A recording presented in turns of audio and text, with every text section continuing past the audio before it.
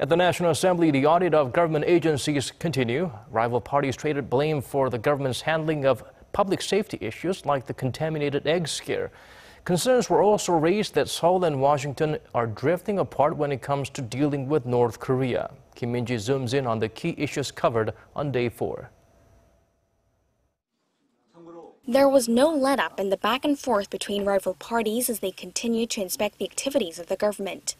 On the health and welfare front, they wrangled over the government's handling of the recent contaminated egg scandal and safety concerns over sanitary pads. The ruling party has long said the tainted eggs were the result of inadequate regulations under the previous administration, adding the fact that officials from the past government remain in office is getting in the way of President Moon Jae-in's philosophy of governing. The party also criticized the Food Safety Ministry for submitting data that was incorrect.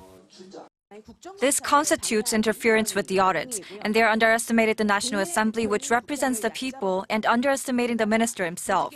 I ask that the relevant officials be held responsible.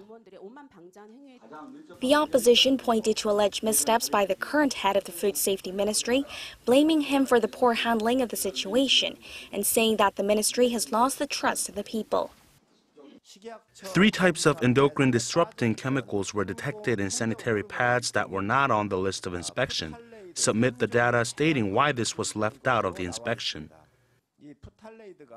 At the Foreign Affairs Committee, where an overseas audit is taking place at the Korean Embassy in Washington, rival lawmakers dug in on their differences over countermeasures against North Korea's provocations.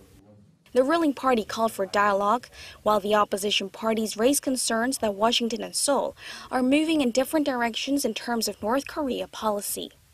Tensions have run high, with North Korea continuing its provocations and exchanging harsh words with the U.S., sparking fears of war. Ambassador An Oh-young brushed off speculation about a rift in bilateral relations, stressing that the goal of the Trump administration's sanctions and pressure is to deal with the North Korea issue peacefully.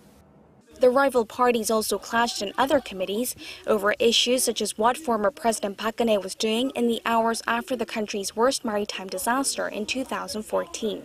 Also at issue, the weather agency's inability to detect North Korea's nuclear test with speed and accuracy, and alleged hiring irregularities at the Financial Supervisory Service. Kim Min-ji, Arirang News.